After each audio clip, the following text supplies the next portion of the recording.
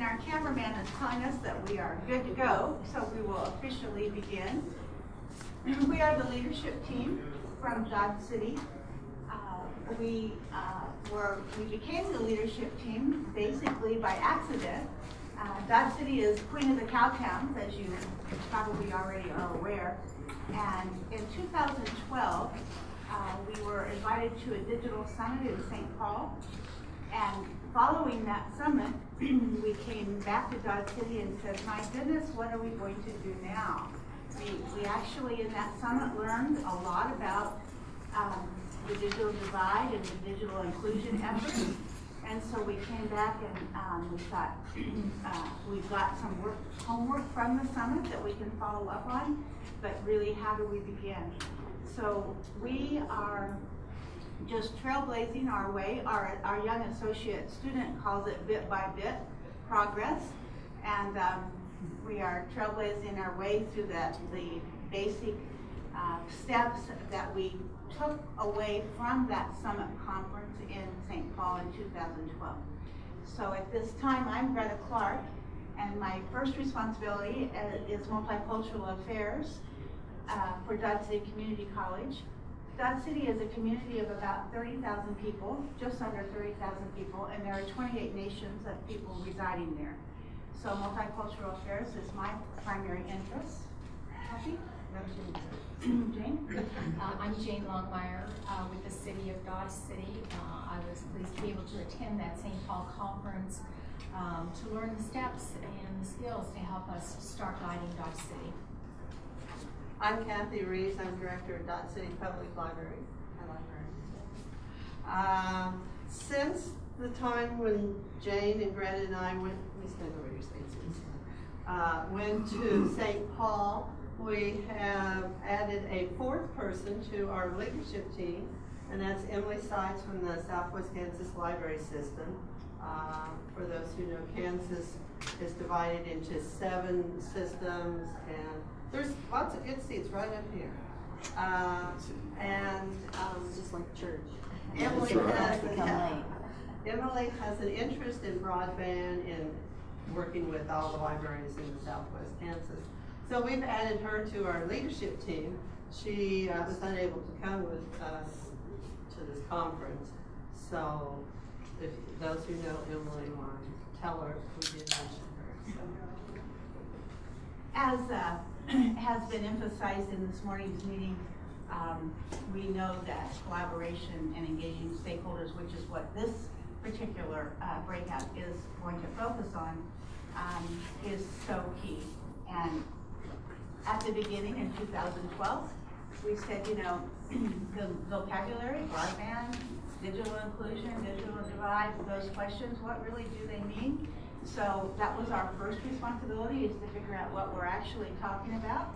And we learned at that summit this definition, and it has worked for us quite well. Moving on, we will talk about our purpose. Coming down, to have any credibility within the communities in the engaging stakeholders process, to have any credibility, we have to be able to clearly define. And so we came up with the idea that our purpose was to build a 21st century Dodge City. 21st century is a really overused word. However, we decided that that would be inclusive enough to not limit our project. So that is what we decided upon to articulate our purpose. And our long-term goal is that all Dodge City residents are technically adaptable learners, self-learners. We are in rural Kansas. We're 350 miles from Kansas City. We're 150 miles from Wichita, so being out in the rural areas, you know, we need that connectivity to keep us informed of what's going on and accessibility to various services. And as you know, you have your long-term goal, but you like success almost immediately. You want some short-term goals to reach that long-term goal. So as you can see, our short-term goal is to support the broader Dodge City community impacted by the 21st century learning initiatives of the schools resulting in more Dodge City residents of all ages being technologically adaptable self-learners. In Dodge City, the public schools, the parochial school, and the community college, every student has an iPad from kindergarten through the community college.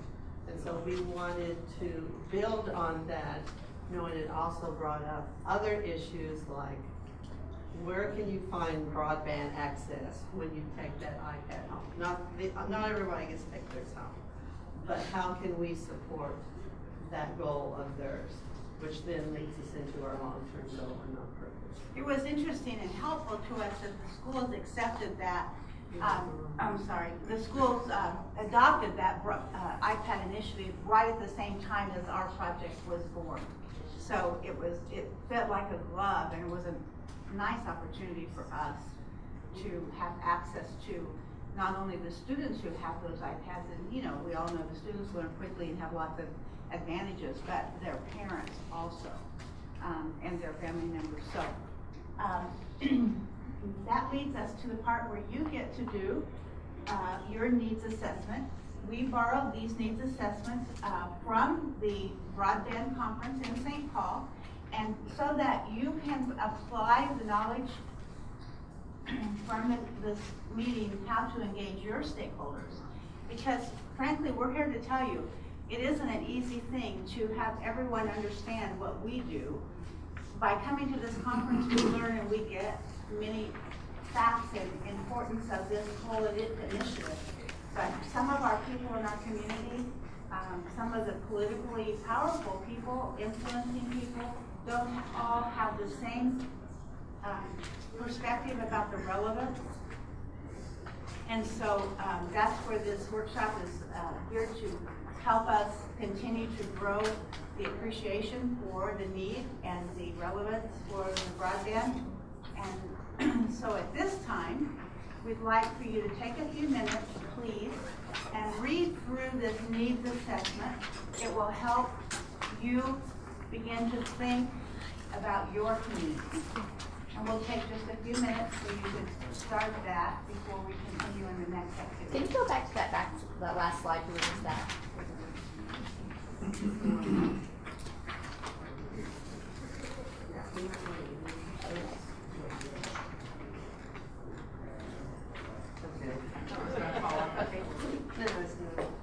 These are the different steps when you're looking at doing a broadband adoption or any project that you need to think about. Your needs assessment, how are you going to engage your community or your stakeholders, do your program planning, and then look, how do you continue that? And so then you go to our needs assessment, which is where we are now. And first you have to think, what problem are you trying to solve? And so that's what this worksheet is, to help you get into that focus. What are your community needs? How are you going to solve this? Your stakeholders aren't going to become involved and active unless they know it's going to benefit what they're doing. They're not going to spend their time if it's not going to actually benefit their program, their business, their activity. So first of all, as you're working on these kinds of things, you need to determine what are the projects you want to work on. What are a priority in your community right now? So as you're going through this assessment, it's going to help you determine who are the stakeholders you need to invite so that you have a very active group who want to get some accomplishments within their community. So that's what this is going to do. So if you look through that, it's going to help you in the next session then. How do you identify those stakeholders? Because getting those stakeholders actively involved is key, and keeping them involved is key. But they have to know that they're picking the right project. So this will kind of help you lead into the stakeholders. So who did you give this to? Or did you just do it as a team? We did it ourselves first. And 7 through 14, as you have a moment to read it, and you could actually, write in, this is where we started.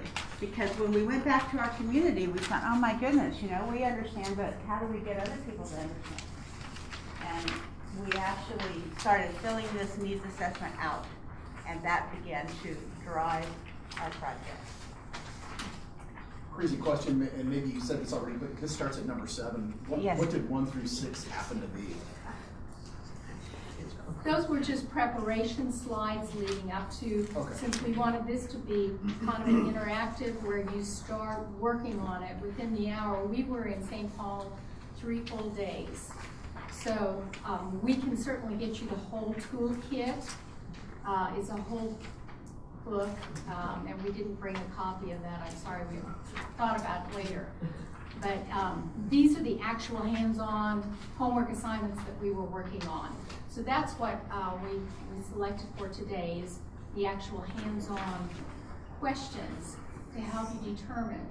Okay, so like on the second one, competitive pricing is in place to make high-speed internet access affordable for all. How did you decide what was, you know, affordable?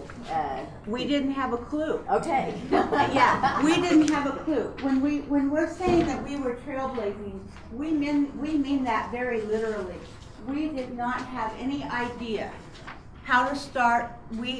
Our first big concern was the providers. We thought, my goodness, you know,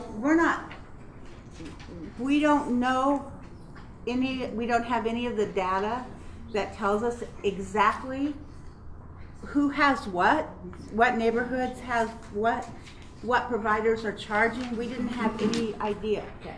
And so it's not that we knew the answers to all these things, but these were the questions we had to bring to the surface. That's why we wanted to share them with you. Okay. And my thought on your question, you know, it was, personally, do I think it's affordable? Well, it might be for me, but it might not be Right, for someone that lives across town. Right. So some of it is perception. Absolutely. So.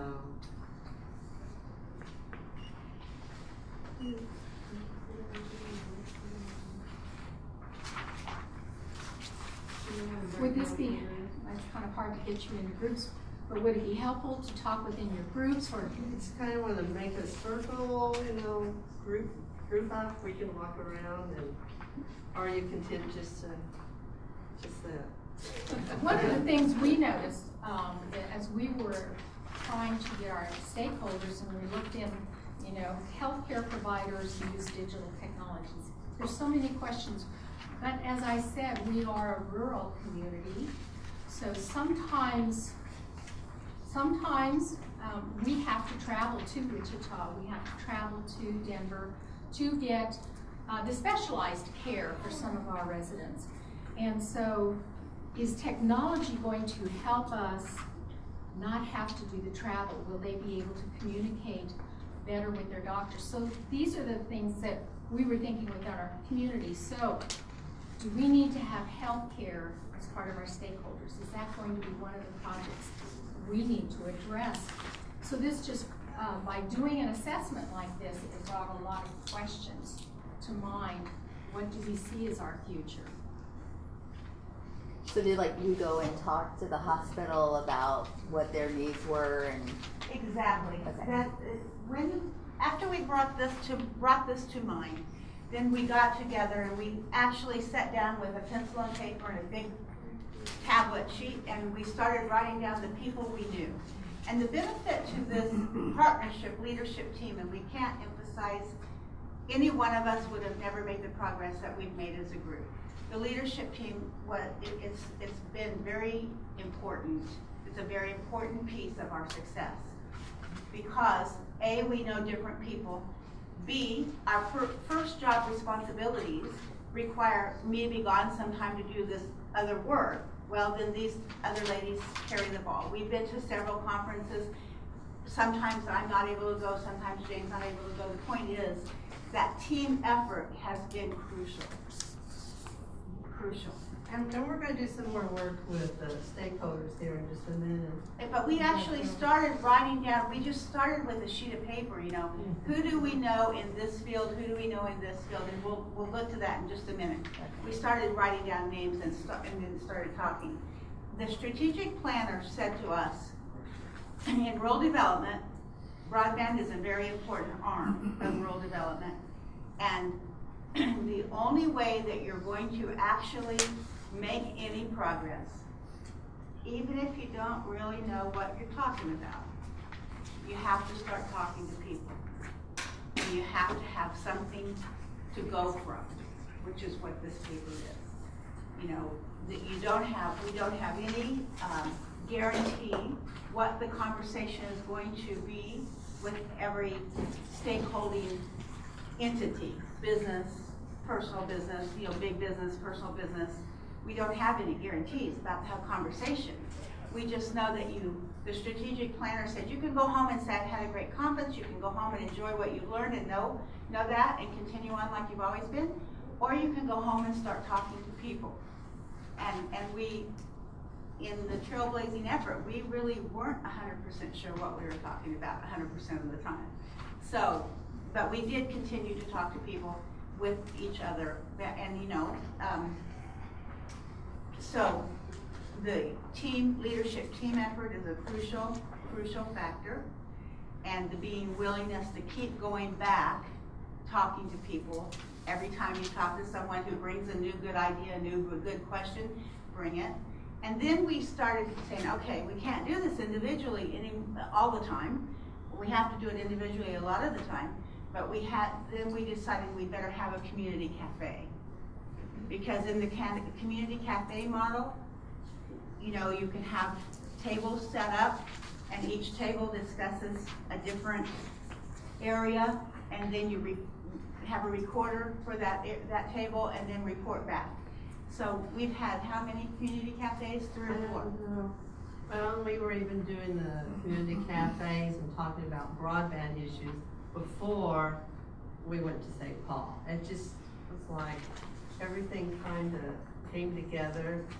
The state, in the state library, was doing some things with broadband issues, and we became part of that. We had the opportunity to go to St. Paul, and everything just kind of fell in place. Now the community cafe piece is very, very helpful, but the one thing that is, the points that need to be considered are the location, where you have that. Of course, it needs to be an accessible, open, in our community, the public library is perfect. It's in the central of the community. It's a comfortable place. It has a big enough room. But that's really, because you want people to be comfortable and willing to come. So the community cafe location is really important. And then, you know, you have to decide whether you can have food or not. That's another piece. And now it sounds kind of mundane, but the truth of the matter is it does make a difference. Time of day, that kind of thing, when you're trying to engage stakeholders in something that's so vague. And Jane's point, what's in it for me? They want to know what's in it for me. I'm a busy person. I've got a lot of responsibility. And in a small rural community like Dodge City, the same businesses, the same leaders, you find them in all the meetings, you know, that thing. So it has to be clear that there is going to be personal benefit.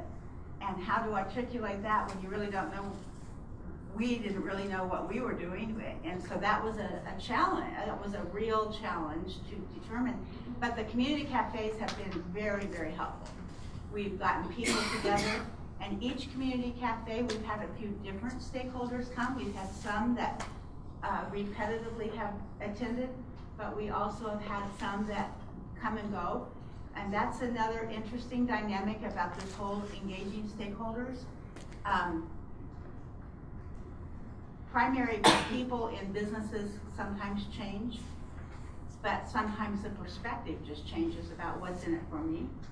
And so you've got those dynamics to work around. And one of the things we've had to consistently say is long-term. This is not going, we've had to sell, this is not going away. This project, broadband, is not going away. It's a long-term project. We've had, you know, because, and again, we spoke about our short-term goal. At the same time that we emphasize this long-term project, everyone has to see some immediate, action done. So that's another balance. That's important piece to keep in mind. Do something that counts now for what's in it for me, answer, as well as keep the perspective that we're not done now. We got this little piece done, but we're not, the project is only just begun. So, that's. Any other question? Yeah, so when you're saying what's in it for you, are you able to get businesses involved, and do you find more participation in the larger establishments than the smaller establishments? Yeah, that's exactly. So from our biggest, broadest picture, that we want everyone to be a technologically adaptable self-learner, so we can go from going from a desktop to a laptop, from a laptop to an iPad Right. to a smartphone.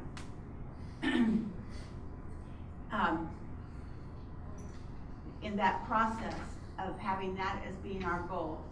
What was your question? Say that again. Are you when you say that you need to explain to folks what's in it for them? Are you approaching just community members? Are you approaching business leaders? And if you are approaching business leaders, do you find that the smaller, more entrepreneurial, as we know, 90% of businesses are small businesses.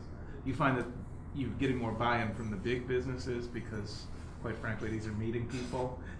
They love their meetings as opposed to smaller businesses. I think a good example for us is Victory Electric, our electric cooperative that provides electric services.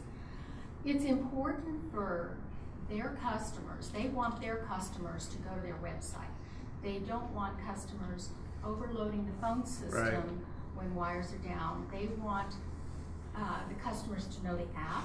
They want them to know how to use the app. So business in that respect has come on board. He's actively involved in how can we do the personal skills. That's one of our focuses is personal skills development. And so in that respect, we have business on board because they have that vested interest. We want our residents, our customers to know what they can do online more efficiently for them and for us. And for small businesses, we've discovered, especially in our downtown area, you have to have someone that talks to them on a regular basis. I mean, I may go in and shop a little bit, but I don't know that owner. Right. So we've been working with a lady that works with our Main Street program that works with the businesses downtown. And she's kind of our connection. So if you find that person, then they can be the go-between, the one that says, hey, check this out, So in your community cafes, you just put an ad in the paper and No, say they whoever were by wants- invitation. They were by invitation. We sat down and made those lists and brainstormed who would be helpful And then sometimes we would invite them, and one thing that we learned, and I don't think we have this on any of our slides, is you have to invite them more than once. When we did our initial broadband, we're gonna get into our stakeholders meeting, we'll get into that in a minute. But we sent them postcards, then we sent them email, then we picked up the phone and called them. And that's when, we got a few people along, but when we made that phone call, and I called people I know, and Jane and Grace called people they knew, and it was real interesting when we actually had our meetings, and we had a team that came in and helped us with those. But we had everybody go around, introduce themselves, and say why they were there. Well, after about the first 6 people, they had to say, you cannot say because Jane, Greta, or Kathy invited me. Because that's why they came. We explained a little bit of what we were doing, the importance of it, but we said, we want you there, and that's why they came. So it's that personal touch. And, that may be easier in a town like Dodge City. We did a presentation when Kansas City had their summit here several months ago. And someone said, but you're in Dodge City, it's this size, and we're in Kansas City, and it's this size. I said, but you have neighborhoods, maybe a school neighborhood or something. So you work with that neighborhood. And then it can grow from there. The 2 initiatives, we finally boiled it down to 2 initiatives. And one initiative is personal skills training, for example, the Victory Electric, and how to check your kids' grades online. you know, with 28 nations of people in our community, that's, not everyone has that knowledge, and so that's been a real personal value, plus the schools can get bought into that. Okay, the other initiative besides the personal skills is the Light Up the Heritage District, which our downtown is old and has a lot of individual entrepreneurs, and we want the tourists come there a lot, and it's the Hall of Fame walk and all of that. So we would like for everyone to be able to have broadband availability. So Light Up the Heritage District is relevant to tourism, which is relevant to our community. So, you know, the ones in it for me, we continue to try to drive home, both from the business perspective and also the public perspective. And we brought our stakeholders together in November, just to call it a summit, just to bring in other people to say this is why it's important. So we got a lot of those original people that don't come to our monthly steering committee meetings where we try to get action done, but they came and listened to that. And from that, we had a representative from one of our beef packing plants, National Beef, learning about the personal skills and the interaction, and we had school there. And coming up the end of this month, in one of the big arena areas, National Beef and the school are going to set up computer systems so that the parents can be taught how do you get on Skype so you can be aware of what your children, what their grades are, what this kind of interaction. You know, when these companies are busy, parents can't always just leave and be involved in the schools. So they're wanting the technology, the parents to be knowledgeable about the technology available so they can stay on top of their children's grades and activities at school. So that's going to be coming up the end of this month. So, you know, we're working for that connectivity. How can we get this group together with this group and seeing the values? So that's another exciting project. We're anxious to see. They're going to actually have 2 different sessions on that day to try to accommodate the different shift work. So it's, you know, within your community, what are your needs and how can you service them? And that goes back to what they were saying earlier, the partnerships. So, and that's the partnership between a business and a school. But if we get back on our slides here, we talked about setting your goals, deciding what what you want to do. But then how do you get those people involved? So when you go to looking at your stakeholders, trying to decide, and this was our problem maybe, when we came back from St. Paul, you know, it was where do we start, how do we get people involved, and they talked about stakeholders, just what in Dodge City was available in broadband. And because I would say, oh, did you know? And someone said, no, I didn't know that, you know. So, but when you're looking at your stakeholders, you want to think about identifying individuals or groups who will benefit from whatever your project is. Identify organizations and how they would benefit. Potential partners. And then people in the community who are the power people, who have influence, you know, who when they speak, people listen. How do you get them involved? So Jane and Brenda are passing out some sheets.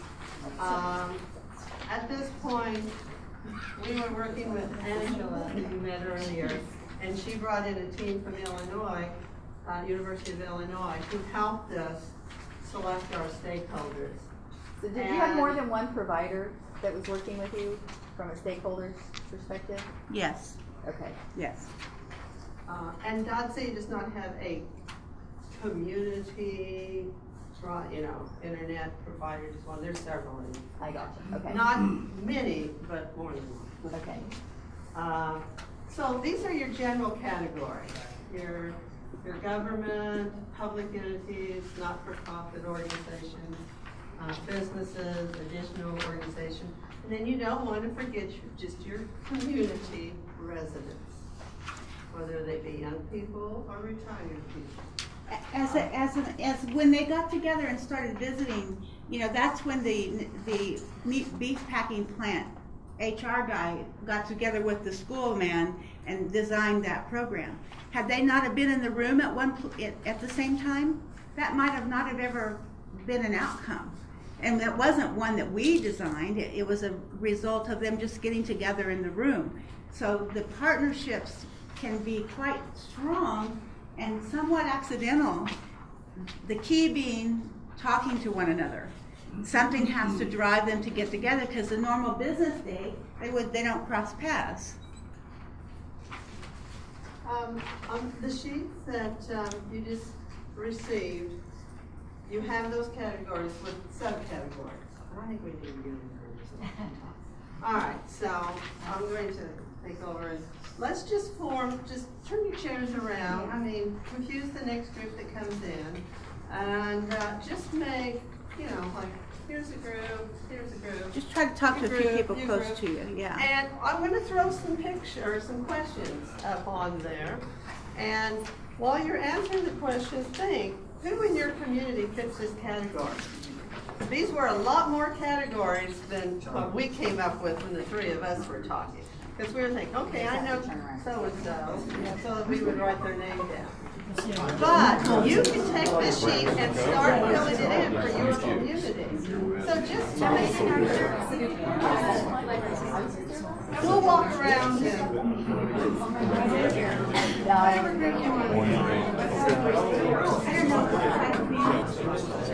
Okay, if we can have your attention. 2 minutes. Alright, we didn't tell you this when we put you in groups, but we want you to share back with the whole group some of your thoughts. Do we have a volunteer to report out first? So, you know, did you find a group that was missing from our stakeholder list? Or what group was hard to get at the, do you think would be hard to get at the table? Or if you've done this, who? Or what's digital inclusion going to look like? What is this? Does this group have anything to share with us? Well, our group is very interesting because we definitely have a divide. With 2 of us very rural and 2 of us very urban, and so you know, very different needs and wants and all of that kind of thing. So certainly understand getting together in your community and what's important to your community based on this discussion, because it's just so different for every community what they're up against. And it's kind of interesting to hear those differences Absolutely, sometimes. And you think, boy, I'm glad I'm not in their situation. But the one great idea that I wrote down is we've had trouble getting our businesses to the table, you know, mainly because they're small mom and pop shops and they just can't leave the store, or don't feel. There's also, I guess, some, they just really don't understand what broadband can do for them, so they're not as vested right now maybe as they would. But one of the things that came out was like your banks and those kinds of, most of those have an IT group that's supporting them. Mm-hmm. And so getting in touch with that group, because they do know what they need and what their obstacles are. And so that's a great inroad into, you can't actually get maybe the business who is supporting their IT work might be a better idea. Excellent point. Excellent point. All right, let's just come on up this way. Anybody else want to report before we get into this big group over here? I think in our group we kind of got off script just a little bit. But, that's fine. That's fine. There has been a collaborative effort in it, and it's worked with school districts, city, municipalities, local government, Johnson County, to actually initiate a project where they all shared in the cost of a particular fiber connectivity project. And it would not have got done if that sharing of the cost wouldn't have happened, because it was too expensive for each one of them to do it on their own. But as a result of them sharing, the project got completed. Can you identify the exact method that they did that communication to get together? I think it was initiated by Johnson County IT department. Okay. But Well, you- technically, actually, the city of Overland Park gave us a heads up at Johnson County Community College that this was happening and that we had an opportunity to contribute. And then, again, a lot of those other city stakeholders, kind of rallied around it too. And so we've seen really great progress. It's moved along. Wonderful, I want thank to make you. sure that Overland Park is. Anything from this group up there?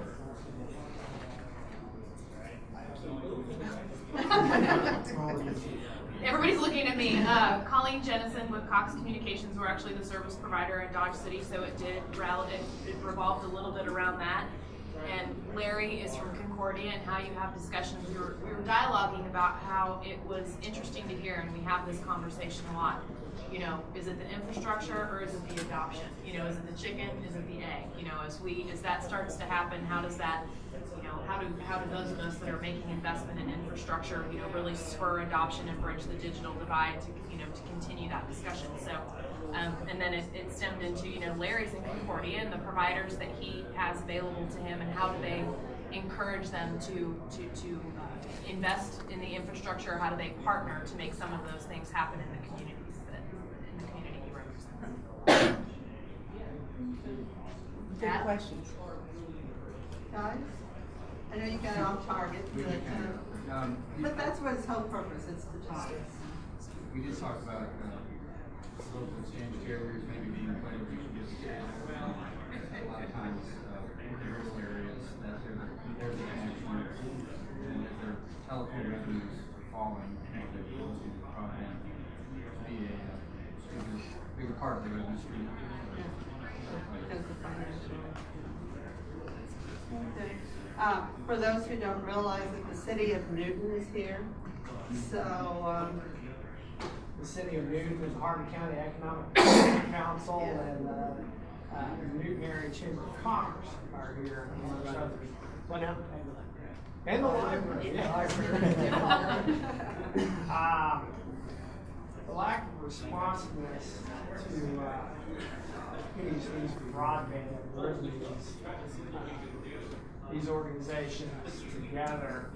And the Chamber of Commerce has actually been the convener of a number of institutions, not just the four that I just mentioned, who are looking at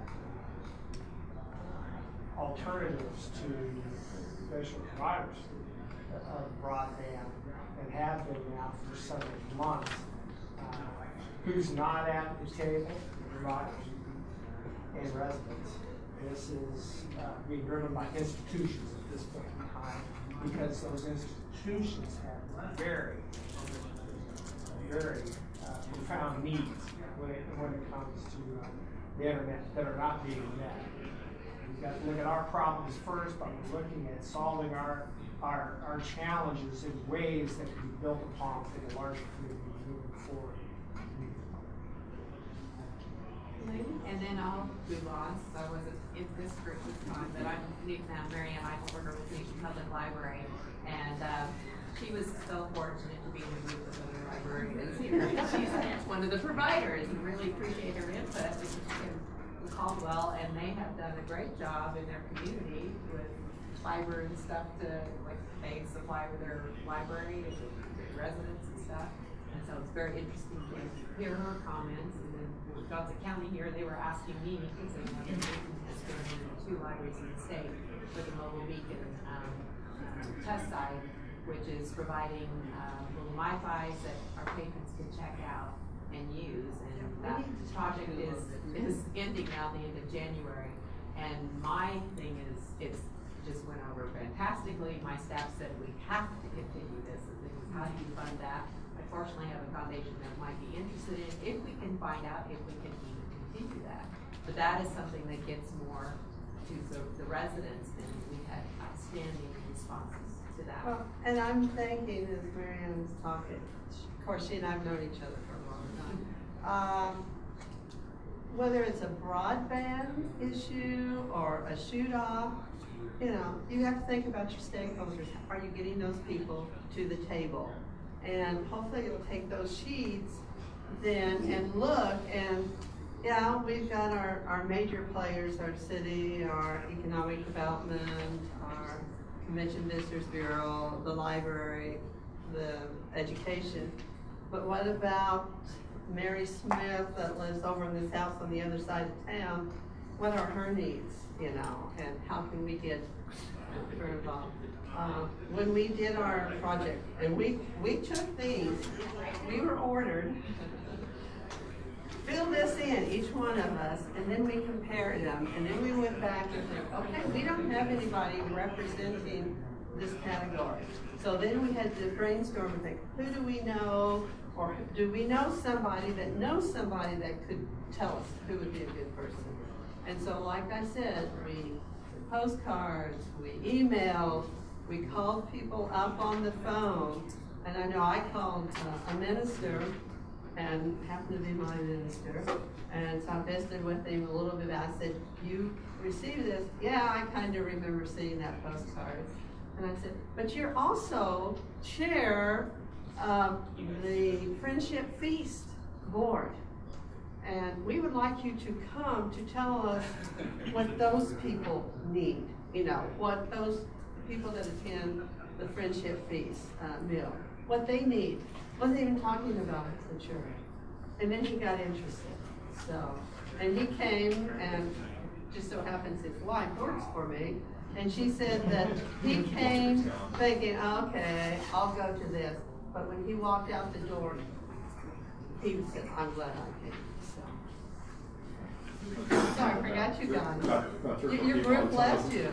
Somewhat, but discussion maybe not so much on the stakeholders, but it was community that basically privately put together a group with investors and a lot of money to basically parallel fiber throughout the community. It's a small college town, and so they seem to be having success or providing internet for business and also residential. They think they need both of those to make the process profitable.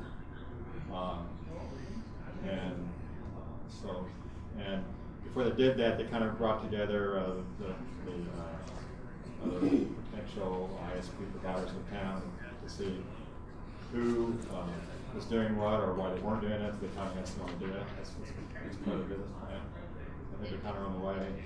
I kind of injected the idea, okay, this makes, so what happens to you? It's all about communities and a local group of people in a really dense area. So what about someone out in the country, 2 miles or 5 miles? And yeah, we decided to do the town first, and then we'll go out. We're getting close to lunchtime. So, lessons learned, some of the things we learned. Jane?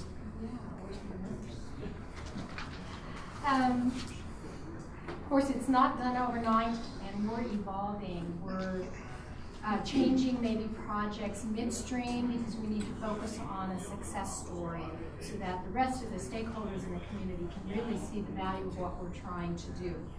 And it takes the leadership team, and what I've learned from here today, which I want to discuss with them, is, you know, we've got a lot of, the city manager doesn't have time to attend the meeting. All of your big leadership, your providers, their input is important, but is it important monthly, or do we need to bring them to the table twice a year to say, are we going in the right direction? Give us the guidance so that the workabees, those who are on the steering committee, can be doing this work, and then we get together. So that's what I've learned today, is that maybe not need 40 people in the room on a monthly basis to be successful.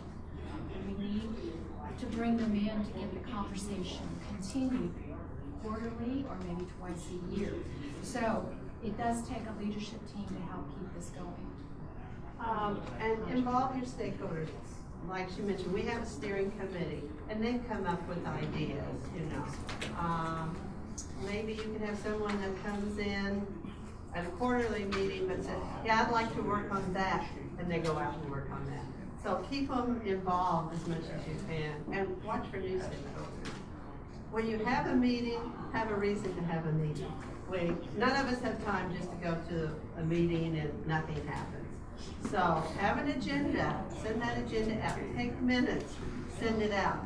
And even those who cannot come and want to be informed, like the city manager, she knows something's going on and she can follow the progress of the group and keep people informed. The publicity has been really helpful to us. When we've gotten the newspapers that have featured front page articles about Digital City, it has added a lot of credibility and curiosity about our project. So getting the media there has been, it's highly recommended, not always easy to do. And lastly, these conferences, we want to thank the Shelby and the Kansas Department of Commerce, because really, over the long term of the project, you know, we all need to be re-energized about the work can continue. We need to learn that communities are going through the same pains and enjoying the same successes as we are. We did establish a digital.city@gmail.com so that people can, anyone in the public, any of you, if you send us a message on that digital.city@gmail.com, we all get it. We all receive that message. So we really have appreciated that as a way to be contacted within our community and also on this basis. Yes, sir. Who's funding your efforts? We have no money. No money. Well, somebody paid for you get to St. Paul, and somebody paid for a gal from It was University of grants. Illinois. Those were grants. The St. Paul trip, I got a phone call or an email saying, we're doing this, we heard Dodge City might be interested. And it was an IMLS grant that funded that. So you found grants to fund it. Yeah, recently it was through Stan Adams' Department of The pilot city, the four pilot We were one of cities. the 4 pilot cities. When we have spoken at groups, our way was paid by that organization. As far And the name as, of that organization again was? well, like when we came here, this conference paid for our way to come. Okay. The Kansas Department of Commerce identified 4 pilot cities, and they have helped us. But we really don't have any local money, and it has Well, been it's- legs on the ground kind of issue. And our organization support us, which was another thing. You need support from your board, your administrator. We do have a flyer, so like I'll put James. these on the registration. Okay, the brochure will be out on the registration table, which has information about Digital City, that's what we call ourselves now, and has all this information on. But like, Jane may make photocopies at some time. The library may provide the room. The college, you know, may make photocopies and stuff. So our organizations have helped us in that way. But we haven't done any big thing where we require big money. And at that point, we would have to find either probably a grant or sponsor or something at that point. So, a lot of it's been The steering committee person smaller. put together the Digital City at Gmail. You know. Lots of time and effort. Thank you very much. Thank you. If you have any questions,